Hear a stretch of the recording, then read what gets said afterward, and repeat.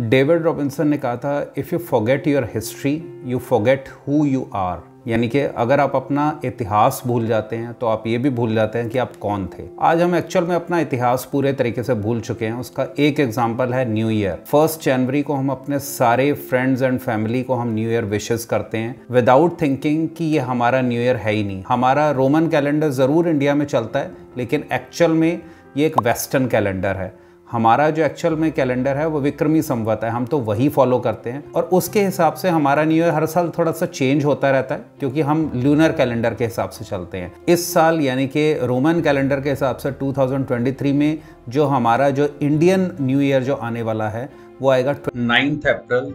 India में वो बहुत सारे नामों से मनाया जाता है, जैसे चैत्र शुक्ल प्रतिपदा भी बोलते हैं उसको गुड़ी पड़वा भी बोलते हैं, उसको उगादी भी बोलते हैं। अलग अलग नामों से अलग अलग स्टेट्स में मनाया जाता है, लेकिन अगर हम एक्चुअल में हमारा रियल न्यू ईयर कहें तो वही है। लेकिन क्योंकि हमारे ब्लड में भरा हुआ है, हम अंग्रेज़ों की सारी चीज़ों को हम बहुत सिर पे बिठा के रखते हैं, हम उनको बहुत ज़्यादा सुपीरियर मानते हैं और सेम रिफ्लेक्ट होता है हमारे न्यू ईयर मैसेजेस में भी।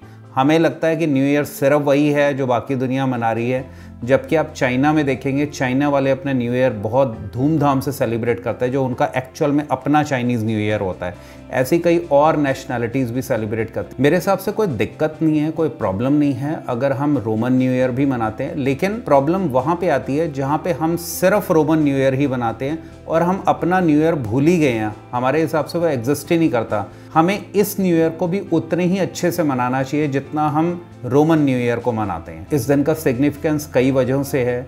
इस दिन श्री राम ने बाली का वध किया था, इस दिन सतयुग का आरंभ हुआ था, इस दिन भगवान विष्णु ने मत्स्य अवतार लिया था और ये जो दिन है ये साल के सबसे ऑस्पिशियस डेज में से एक माना जाता है। इस दिन आप कुछ भी स्टार्ट कर सकते हैं, आप नया बिजनेस स्टार्ट कर सकते हैं, गृह प्रवेश कर सकते हैं या कोई भी और ऑस्पिशियस काम आप स्टार्ट कर सकते हैं इस दिन से। ये दिन इतना ऑस्पिशियस होता है कि इस दिन आपको कोई पंचांग देखने की ज़रूरत नहीं है, कोई किसी एस्ट्रोलॉजर से आपको कंसल्ट करने की ज़रूरत नहीं कि किस टाइम शुरू करना चाहिए। पूरा दिन ही बहुत ज़्यादा ऑस्पिशियस होता है और इसी दिन से नवरात्रों की भी स्टार्ट होती है। चैत्र नवरात्रे वो भी इसी दिन से स्टार्ट होंगे, तो बहुत ज़्यादा सिग्निफिकेंस है और बहुत ही ऑस्पिशियस डे है। इसको आप पूरे फुल पॉम्प एंड शो से मनाइए। इस दिन ब्रह्म मुहूर्त में उठिए, घर में घी का दीपक जलाइए। इस दिन गाय, कौवे, कुत्ते इन सबको खाना खिलाइए, गरीबों को खाना खिलाइए, दान कीजिए, तिलक लगाइए। इस दिन अपने नियर एंड डियर वंस को मिठाइयाँ दीजिए या फ्रूट्स दीजिए। तो इस तरीके से आप नया साल मना सकते हैं। I wish you really really happy new year.